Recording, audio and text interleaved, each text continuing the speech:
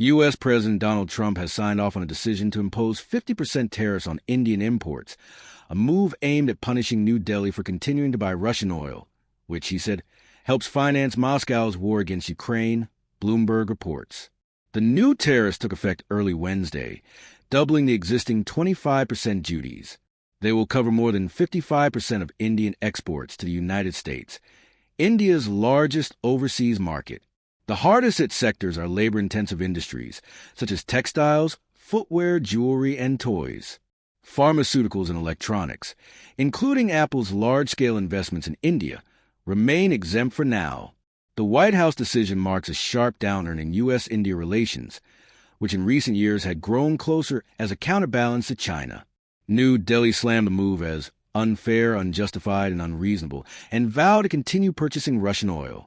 This is going to be a very big impact on Indian exporters because 50% tariffs are not workable for clients, said Isra Ahmed, managing director of Farida Shoes Private Ltd., which depends on the U.S. for 60% of its business. According to Citigroup, the higher duties could shave 0.6 to 0.8 percentage points off India's economic growth. Still, the overall effect may be limited thanks to strong domestic demand, with private consumption accounting for about 60% of the country's GDP. The U.S. is India's biggest export market, $87.4 billion in 2024, but exports make up only around 2% of the country's GDP. U.S. rising pressure. Washington has repeatedly pressed India to curb cooperation with Moscow in the oil sector.